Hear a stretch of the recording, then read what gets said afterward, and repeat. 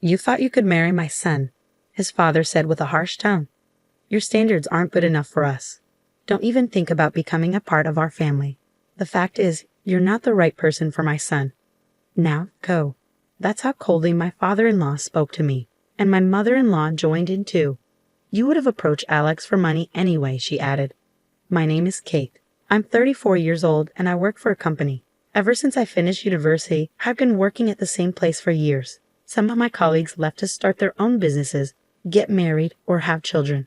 In those situations, I stayed at the company, dedicating myself to my job every day. You might think I'm a lonely workaholic woman, but I'm not. I have a boyfriend named Alex. Alex was a business partner.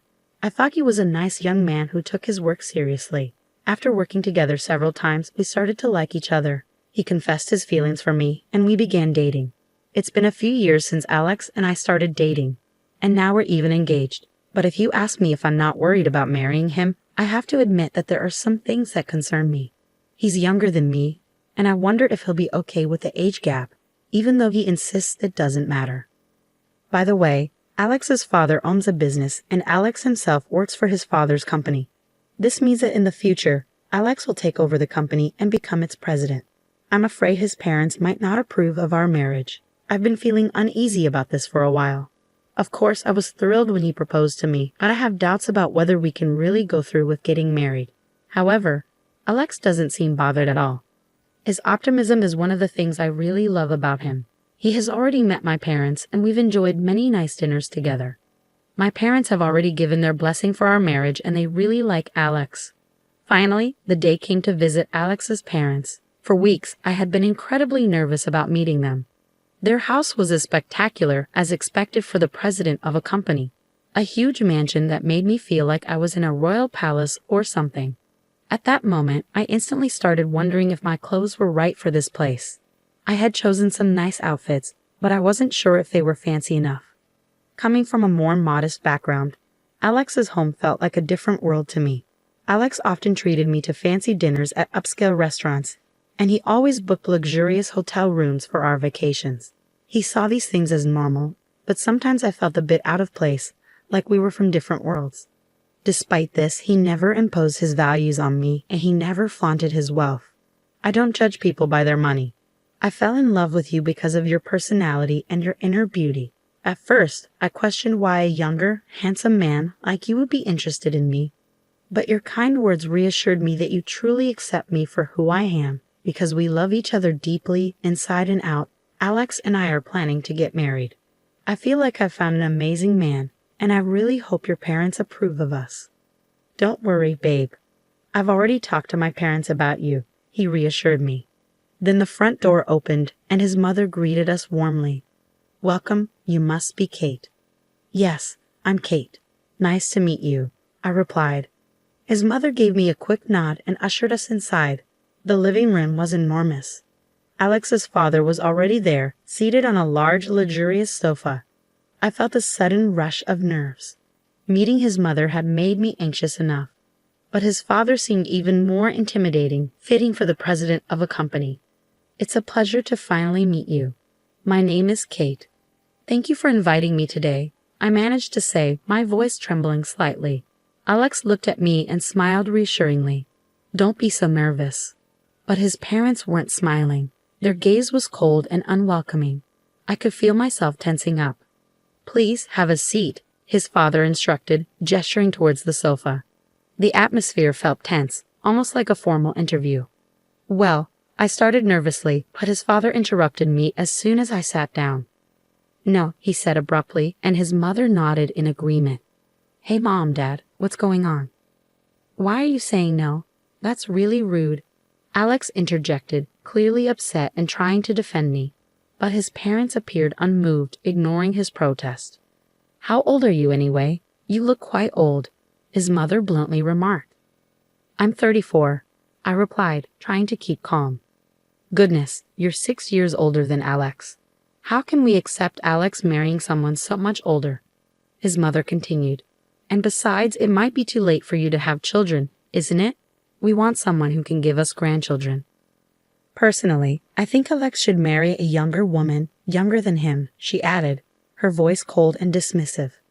I had expected them to bring up my age. And you're still single at your age. It makes me wonder if there's something wrong with you. Maybe you're too picky or have a difficult personality, his mother concluded. Mom, what are you saying? Kate is an amazing person with a great personality. Alex defended me once more. Then why haven't you been married before?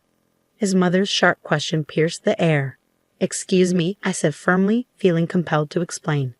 I know I'm a bit older to be getting married now, but I love my job and I've always wanted to focus on my career. That's why I didn't get married until now. It wasn't until I met Alex that I realized I wanted to settle down. I felt overwhelmed by the pressure from his parents. Despite my efforts to explain, their attitude remained unchanged. Shouldn't you be working harder? Your company isn't that big. Even if you work diligently and get promoted, the pay must be quite modest, isn't it? His father criticized. I think you should consider making yourself more attractive as a woman. Maybe some cosmetic enhancements could help. His mother added bluntly. Honey, that's too direct. Alex interjected, trying to soften the mood, but his parents chuckled dismissively. I was shocked and hurt, unsure of how to respond to their harsh comments. You thought you could marry my son. Your standards don't match ours. Don't you dare dream of joining us. Anyway, the point is, you're not the right person for my son. Now, leave, his father coldly stated. His mother joined in, saying, You would have approached Alex for money anyway. I don't know how you fooled my son, but you can't fool us too. That's enough. I finally snapped. You can say whatever you want, but it's my life. I'm going to decide whom I marry. Alex tried to defend me, but I stopped him. I see. I understand your feelings, but it's incredibly rude of you to say such hurtful things to me, especially since we just met, I declared firmly. I don't care about wealth. It's not important to me, but if I were to become rich, I definitely wouldn't want to be like you. With that, I stood up. We don't need to continue this conversation, I said, walking out of their house.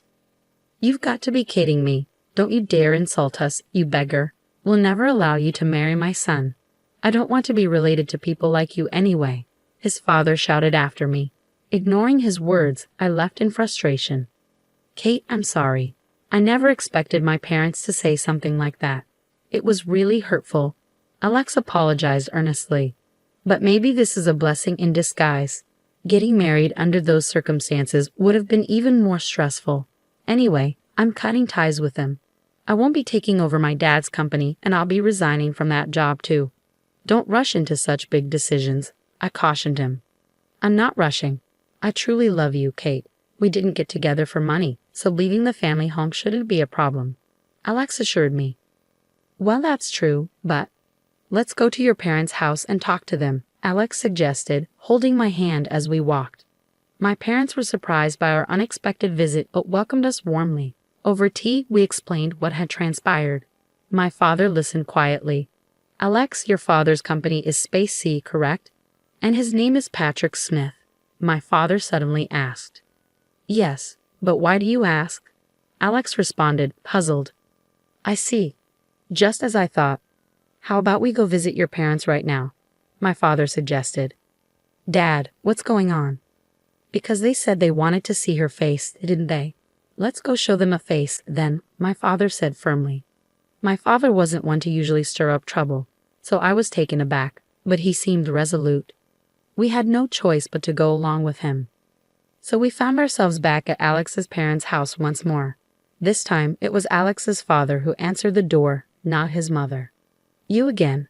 I won't forgive you, no matter how many times you come back, Alex's father said sternly. Whose daughter do you think you were speaking to, Patrick? My father retorted, raising an eyebrow. It took Alex's father a moment to recognize something. Mr. Anderson, is that you? You finally remembered. Yes, she's my only daughter. We had her later in our marriage, my father revealed. By the way, how dare you insult my precious daughter? Have you forgotten what I did for you 3 years ago? No. You see, when you were arrested for smoking, drinking, and even caught shoplifting, I covered for you and gave you the chance to turn your life around, didn't I? I did everything I could to help you get a decent job. Didn't I teach you that no one can succeed alone and we all need to support each other? And yet, as soon as your company became successful, you forgot all that, didn't you? Hi. I apologize for that. Alex's father suddenly appeared vulnerable, a stark change from his earlier demeanor. If you aspire to be a company president, you need to treat people with compassion. Thinking you're superior just because you've achieved success. Aren't you looking down on others unfairly? Well, Alex began to respond, but his father seemed determined to make his point. Oh, so now? Alex attempted to continue, but his father cut him off. My boss always says he's stressed to the point of stomachaches. Dad, are you bullying him? Alex challenged. What do you mean? I'm simply pushing him to excel. Alex's father retorted, growing defensive. Just when I thought you were finally seeing the bigger picture, you revert to your old ways. You're really difficult to deal with, Patrick. Alex expressed frustration. First of all, apologize to my daughter before you insult her, my father interjected firmly. Yes, I am sorry, Kate. Alex's father apologized, lowering his head to me. It seems the master-slave relationship ingrained in our minds since school days is hard to change. I reflected silently. Honey, you should apologize to her too. Alex's mother added, also bowing her head. I felt relieved that Alex's parents apologized to me. Hey, I'm leaving this house and quitting the company, Alex suddenly announced. At that moment, Alex's parents were visibly alarmed.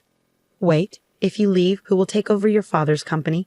You're our only hope, they exclaimed. I'm tired of being controlled by you in everything. I'm going to start my own company and see how far I can go on my own. And I'll marry Kate, as I promised. Thank you for everything, Alex said firmly, bowing his head as he bid farewell to his parents. They were stunned, their faces turning pale, but we left them behind nonetheless.